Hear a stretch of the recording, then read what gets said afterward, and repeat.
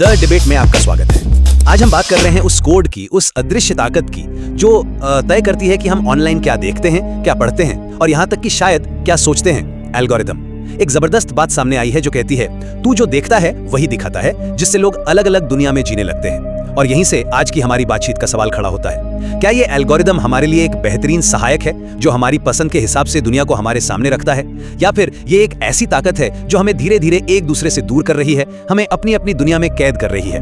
मैं मानता हूं कि एल्गोरिदम कुल मिलाकर हमारे डिजिटल अनुभव को बेहतर बनाने वाली एक शानदार तकनीक है। और मैं ये साबित करूंगी कि यही तकनीक समाज के ताने बाने के लिए एक गंभीर खतरा बन चुकी है जो हमें असल में बांटने का काम कर रही है। देखिए, मैं इसे ऐसे देखता हूँ, आज इंटरनेट पे जानकारी का एक महासागर है ना, इसमें से अपने काम की चीज ढूंढना लगभग नामुमकिन है।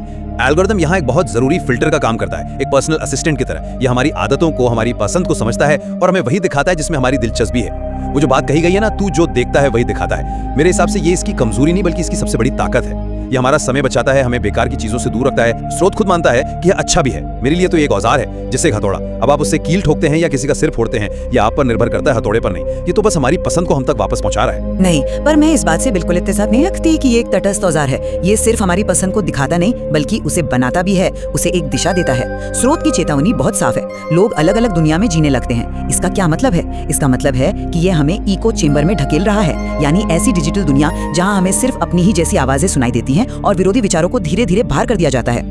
और जो सबसे खतरनाक बात स्रोत बताता है वो ये है कि धर्म, राजनीति, फेक न्यूज सब एल्गोरिदम बढ़ाता है। ये सिर्फ हमारी पसंद को हम तक नहीं ला रहा, ये उन चीजों को बढ़ा रहा है जो समाज में सबसे ज्यादा दरार पैदा करती हैं। क्यों? क्योंकि नफरत, गुस्सा और सनसनीखेज खबरें सबसे ज्यादा ध्यान खींचती हैं। स्रोत इसे खतरनाक भी कहता है और मुझे लगता है कि हम इस खतरे को बहुत हल्के में ले रहे हैं। आप जो कह रही हैं उसमें कुछ सच्चाई हो सकती है, लेकिन मुझे लगता है कि आप उपयोगकर्ता की भूमिका को कम आंक रहे हैं। आखिरकार कंट्रोल तो हमारे हाथ में है। हम क्या क्लिक करते हैं, किसे लाइक करते हैं, क्या शेयर करते हैं, एल्गोरिदम तो बस इन इशारों पर काम कर रहा है। ये एक तरह से एक लोकतंत्र व्यवस्था जैसा है। जो कंटेंट सबसे ज्यादा लोगों को पसंद आता है वो ऊपर उठता है। जब स्रोत कहता है तू जो देखता है, तो इसमें तू यानी उपयोगकर्ता की एजेंसी, उसकी अपनी मर्जी साफ झलकती है। सिस्टम सीखता है कि आपको क्या चाहिए और वैसा ही और परोसता है। इसमें कोई साजिश नहीं है, ये बस एक प्रतिक्रिया देने वाली प्रणाली है। आप इसे लोकतांत्रिक प्रणाली कह रहे हैं, लेकिन क्या ये वाकई लोकतंत्र है जहां सबसे भड़काऊ और चीखने वाली आवाज को सबसे ज्यादा सुना जाता है? ये एक बहुत भोला नजरिया है। एल्गोरिदम सिर्फ प्रतिक्रिया नहीं देता, वो हमारी भावनाओं को उकसाता है। स्रोत का शब्द बढ़ाता है बहुत महत्वपूर्ण है। ये दिखाता है कि एक शीशे की तरह नहीं है जो सिर्फ तस्वीर दिखाए, बल्कि एक माइक्रोफोन की तरह है जो कुछ आवाजों को और तेज कर देता है। और ये किन आवाजों को तेज करता है? अक्सर उन्हें जो चरमपंथी हो, जिनमें गुस्सा हो, जो चौंकाने वाली हो। ऐसा इसलिए क्योंकि इसका डिजाइन सच या अच्छाई दिखाने के लिए नहीं बल्कि हमारा ध्यान खींच कर रखने के लिए बना है। स्रोत इसे बड़ा चालाक कहता है। इसकी चालाकी इसी बात में है कि हमें लगता है कि ड्राइवर सीट पर हम बैठे हैं, जबकि असल में हमारी भावनाओं का इस्तेमाल करके हमें एक खास दिशा में धकेला जा रहा है। तो क्या आप कह रही हैं कि उपयोगकर्ता की पसंद का कोई मतलब ही नहीं है? क्या हम केवल एल्गोरिदम की कठपुतलियां हैं? मुझे ऐसा नहीं लगता। मैं मानता हूं कि हर शक्तिशाली तकनीक के कुछ जोखिम होते हैं, लेकिन इसके फायदों को नजरअंदाज नहीं किया जा सकता। जरा सोचिए उस छोटे कलाकार के बारे में जिसे अपनी कला दिखाने के लिए कोई मंच नहीं मिलता था। आज एल्गोरिदम उसे दुनिया भर के कला प्रेमियों से जोड़ता है। सोचिए उस छात्र के बारे में जो घर बैठे दुनिया के बेहतरीन प्रोफेसरों से कुछ सीख सकता है। यह लोगों को अपने जैसे शौक वाले समुदायों से जोड़ता है, उन्हें अकेला महसूस नहीं होने देता। स्रोत का यह कहना कि यह अच्छा भी है, इसी संतुलन की बात करता है। ये एक ऐसा टूल है जो हमें सीखने, जुड़ने और आगे बढ़ने के ऐसे मौके दे रहा है जो पहले कभी थे ही नहीं। और अब मैं आपके सवाल पर आती हूँ। ये केवल उपयोगकर्ता के नियंत्रण का सवाल नहीं है, बल्कि ये भी है कि इस तथाकथित सुविधा के लिए हम सामाजिक स्तर पर क्या कीमत चुका रहे हैं। क्या वो कीमत बहुत ज्यादा नहीं है? जब एल्गोरिदम धर्म और राजनीति जैसे संवेदनशील मुद्दों पर फेक न्यूज को तेजी से फैलाता है, तो उसका असर सिर्फ हमारे फोन की स्क्रीन तक नहीं रहता। हम उसे असल दुनिया में दंगे, सामाजिक नफरत और लोकतंत्र में अविश्वास के तौर पर देखते हैं। किसी कलाकार को अपनी कला के लिए दर्शक मिल जाना बहुत अच्छी बात है, लेकिन क्या ये उस कीमत पर होना चाहिए कि समाज का ताना बाना ही बिखर जाए? ये कहना कि फायदे भी हैं उस घर में लगी आग को नजरअंदाज करने जैसा है, क्योंकि घर का एयर कंडीशनर अभी भी बढ़िया काम कर रहा है। जब बुनियादी खतरे में हो तो छोटी मोटी सुविधाओं का क्या मतलब रह जाता है?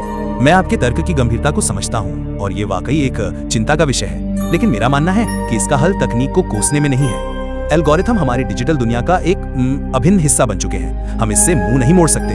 उन्हें हटाने या प्रतिबंधित करने की बात करना अव्यावहारिक है। इसके बजाय हमें लोगों को सशक्त बनाने पर ध्यान देना चाहिए। हमें स्कूलों में, कॉलेजों में लोगों को डिजिटल साक्षरता सिखानी होगी। ये कैसे पहचाने कि कौन सी खबर झूठी है, अपने फीड को कैसे कंट्रोल करें और ऑनलाइन देखी हर चीज पर आंख मूंद कर विश्वास न करें। जिम्मेदारी तकनीक पर डालने के बजाय हमें उपयोगकर्ताओं को इतना समझदार बनाना होगा कि वे इस तकनीक का सही इस्तेमाल कर सकें। किसी चीज का हमारी जिंदगी का हिस्सा बन जाना ये लाइसेंस नहीं देता कि हम उसकी खामियों को ठीक न करें। कारें भी हमारी जिंदगी का हिस्सा हैं, लेकिन हमारे पास ट्रैफिक लाइट है, स्पीड लिमिट है, सीट बेल्ट के कानून है। दवाइयाँ भी जरूरी हैं, लेकिन उन्हें बाजार में लाने से पहले कठोर जांच होती है। हम ये क्यों मान लेते हैं कि इतनी शक्तिशाली तकनीक को बिना किसी नियम कानून के छोड़ देना चाहिए? मौजूदा एल्गोरिदम का जो मॉडल है उसके डिजाइन में ही एक बुनियादी समस्या है। उसका एकमात्र लक्ष्य है आपका ध्यान खींचना, आपको ज्यादा से ज्यादा देर तक स्क्रीन से चिपकाए रखना।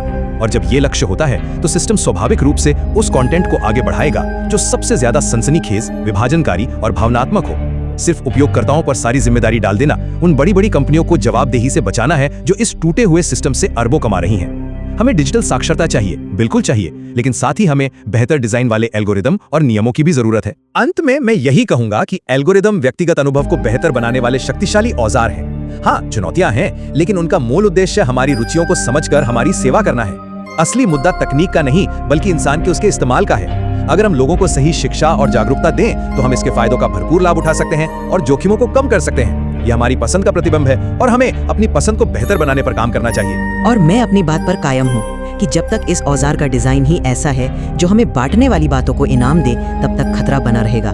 ये हमें ऐसी अलग अलग वास्तविकताओं में कैद कर रहा है जहां हम एक दूसरे की बात समझना तो दूर, सुनना भी नहीं चाहते। जब तक एल्गोरिदम का लक्ष्य सिर्फ जुड़ाव रहेगा, न कि समझ, तब तक ये एक चालाक और खतरनाक शक्ति बना रहेगा जो हमारे समाज की दरारों को और चौड़ा करता जाएगा। सिर्फ उपयोगकर्ता को जिम्मेदार ठहराना काफी नहीं है, हमें सिस्टम को ही बदलना होगा। आज की बातचीत से ये तो साफ है कि एल्गोरिदम ने हमारे जानकारी लेने और एक दूसरे से बात करने के तरीके को पूरी तरह बदल दिया है। ये सिर्फ एक तकनीकी बदलाव नहीं है, ये एक सामाजिक बदलाव है। बिल्कुल, और जिस स्रोत से हमने शुरुआत की थी वो हमारे समय के सबसे बड़े तनाव को सामने लाता है, व्यक्तिगत सुविधा और सामाजिक जिम्मेदारी के बीच की खींचतान। इन दोनों नजरियों को समझना इस नई डिजिटल दुनिया में रास्ता बनाने के लिए बेहद जरूरी है। फैसला हमेशा की तरह हम आप पर छोड़ते हैं।